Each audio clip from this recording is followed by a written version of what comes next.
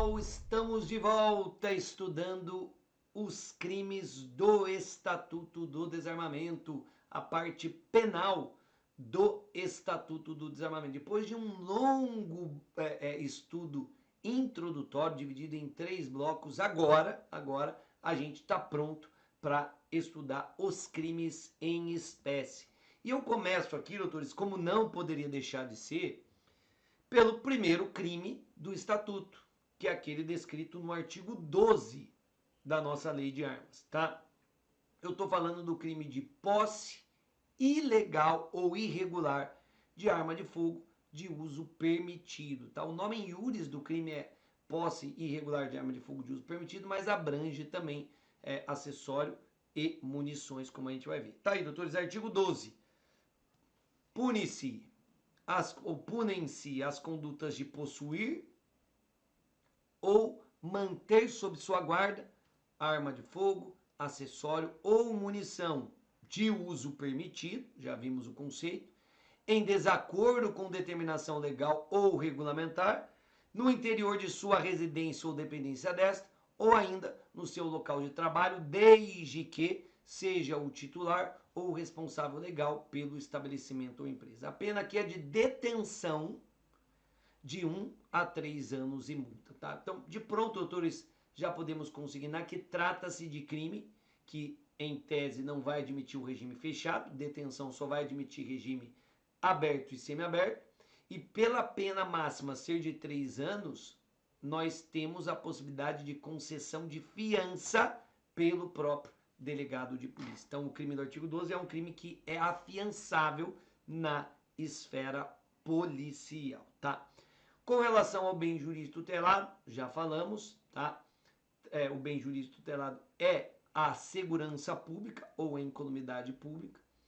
Com relação ao objeto material, arma de fogo, acessório ou munição de uso permitido, também já falamos. Com relação aos sujeitos, sujeito passivo é a coletividade, sujeito ativo, aqui a gente precisa fazer algumas ponderações. Doutores, com relação ao sujeito ativo, a gente precisa dividir o crime em 2 partes. Vamos dividir o crime em 2 partes. Por quê?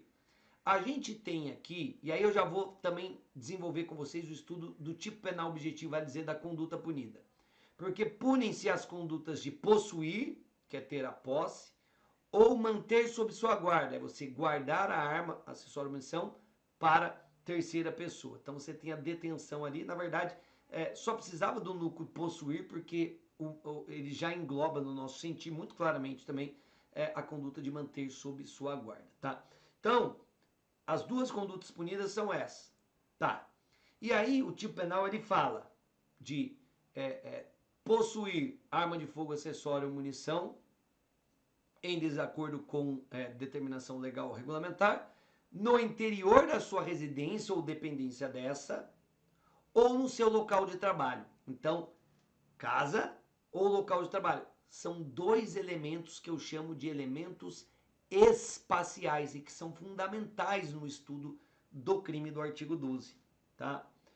Quando eu falo de casa ou dependência dessa, doutores, vejam, eu estou falando de eu manter uma arma no meu quarto, ou na garagem de casa, ou no quintal.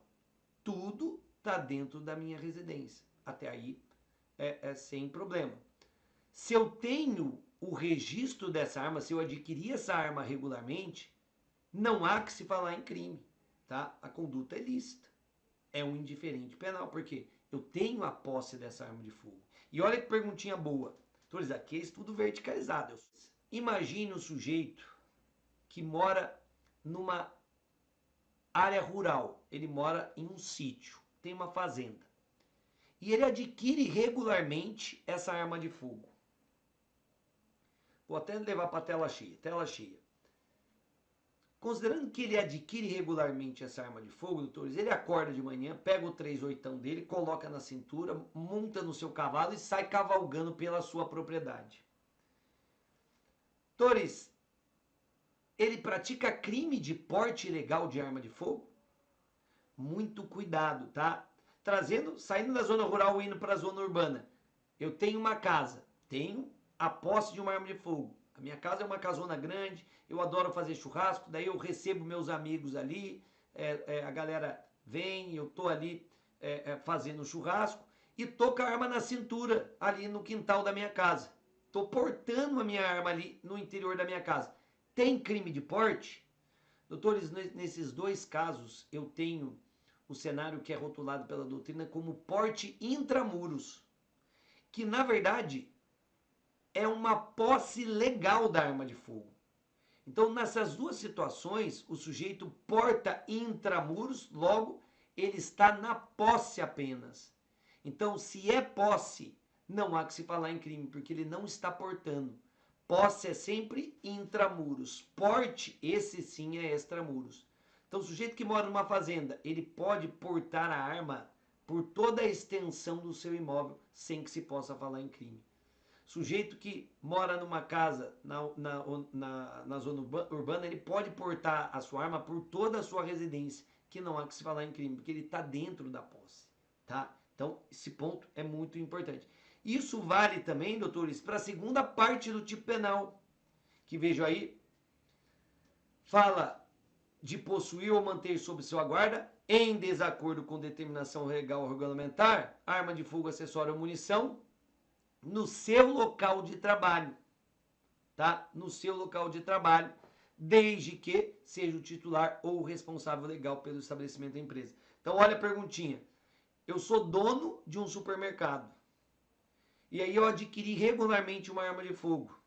Eu coloco ela na cintura e fico portando essa arma por todo o meu supermercado.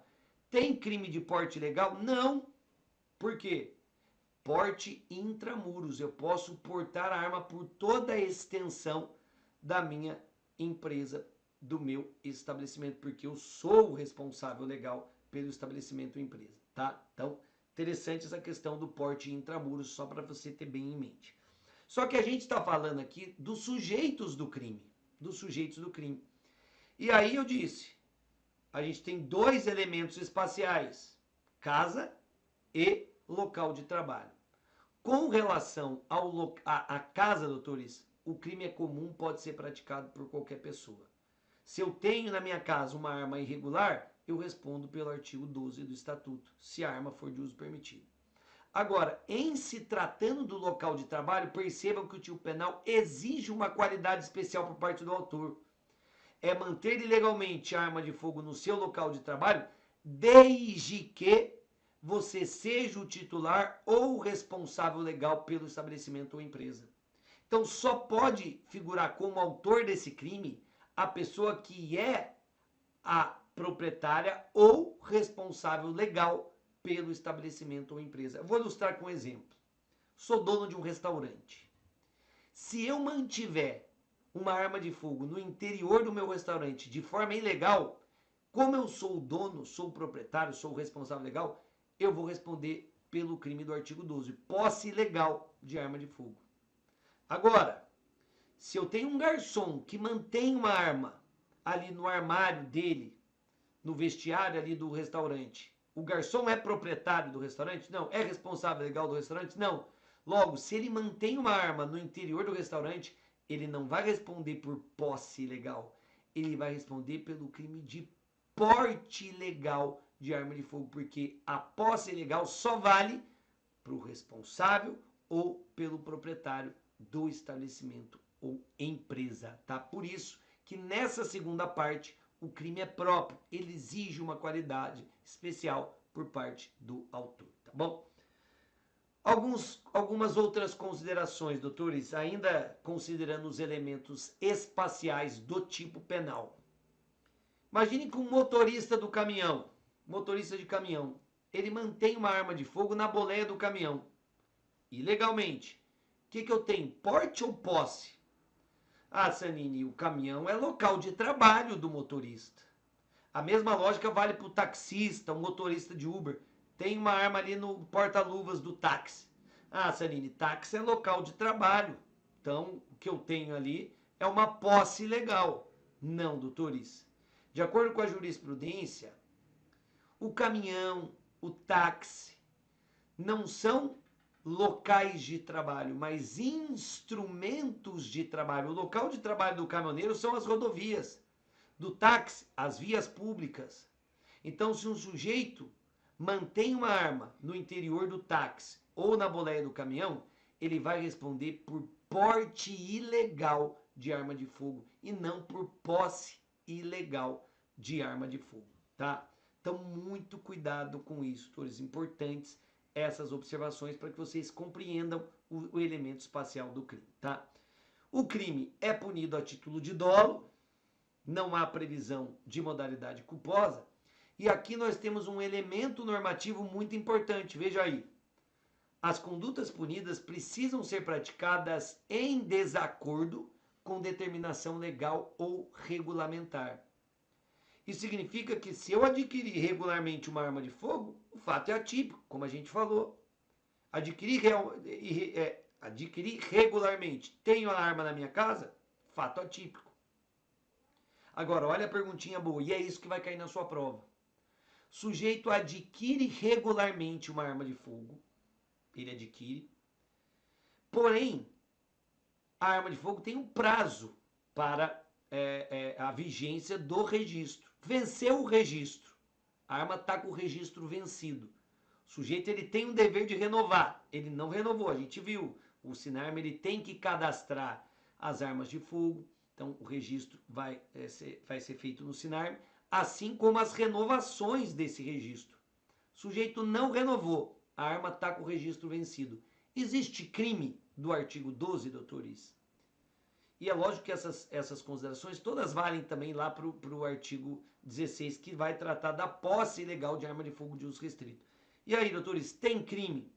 Doutores, em tese, você pode pensar, olha, se a lei exige que o registro seja renovado e eu não renovo, essa posse é ilegal. Logo, eu tenho o crime do estatuto. Só que não foi esse o entendimento do STJ, tá, doutores?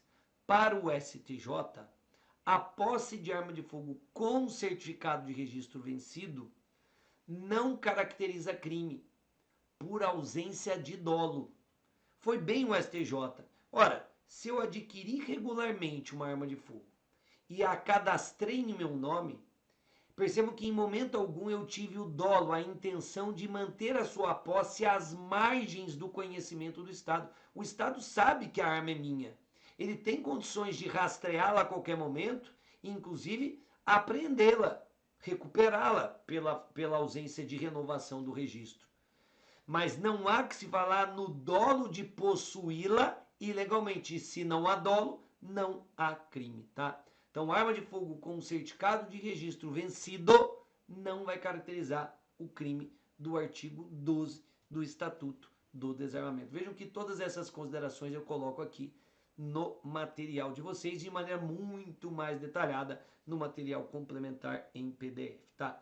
Observação importante, doutores, por quê? Aí volta comigo tela cheia para você não colar. Pessoal, eu falei que arma de fogo com certificado de registro vencido não vai dar ensejo ao crime do artigo 12 por ausência de dolo.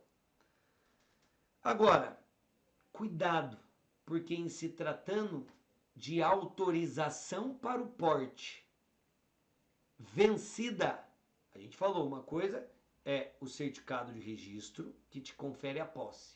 Se você quer portar a arma, você vai precisar certificado de registro mais autorização para o porte. E essa autorização para o porte deve ser renovada periodicamente. Você teve uma autorização, essa autorização não foi renovada, ou seja, a sua autorização para portar arma de fogo está vencida. Vai ter crime? E o candidato Juninho vai falar, não tem, porque se o certificado de registro vencido não caracteriza o crime de posse, a autorização de porte vencida não vai caracterizar o crime de porte ilegal. Cuidado, doutores, o STJ entendeu que não. O raciocínio que valeu para a posse não se aplica para a autorização de porte vencida. Então, se o sujeito estiver com a autorização de porte vencido, se ele estiver portando uma arma com a autorização de porte vencida, ele vai responder pelo crime de porte ilegal de arma de fogo. Veja aí, O entendimento firmado pelo Superior Tribunal de Justiça no julgamento da AP 686, que é a decisão que a gente acabou de mencionar, esse entendimento é restrito ao delito de posse ilegal de arma de fogo de uso permitido, artigo 12, não se aplicando ao crime de porte ilegal de arma de fogo, artigo 14, muito menos ao delito de porte ilegal de arma de fogo de uso restrito, previsto no artigo 16, cujas elementares são diversas e a reprovabilidade muito mais intensa. Uma coisa é a posse dentro da sua casa, outra coisa é o porte. Porte é uma conduta muito mais grave, porque ofende o bem, coloca em muito mais risco ou ofende o bem jurídico, segurança pública, tá? Então, muito cuidado com isso. Para fechar, doutores, olha a perguntinha boa. Se o sujeito é surpreendido na posse de várias armas, então ele tem ali um 38, uma calibre 12, uma Winchester 22, são 3 armas ilegais na casa dele. Ele vai responder por 3 crimes do artigo 12 do Estatuto? Doutores, resposta negativa. A apreensão de mais de uma arma em poder do mesmo agente não caracteriza concurso formal de crimes, mas delito único. Então, se o agente tiver 3 armas de uso permitido ilegais na casa dele, ele vai responder pelo crime, por um único crime de posse ilegal de arma de fogo. Porém, o juiz pode levar em consideração a pluralidade de armas no momento de fixar a pena base. Então, ele pode subir a pena base, levando em consideração a pluralidade de arma que oferece mais risco ao bem jurídico tutelado. Agora, muito cuidado. Porque se no mesmo contexto o agente ele tem uma arma de fogo de uso permitido e uma arma de fogo de uso restrito, aí vai ser caso de concurso de crimes, no caso, concurso formal de infrações penais. Veja aí a observação. Se, por outro lado, forem localizadas armas de uso restrito e de uso permitido, caberá o concurso de crimes.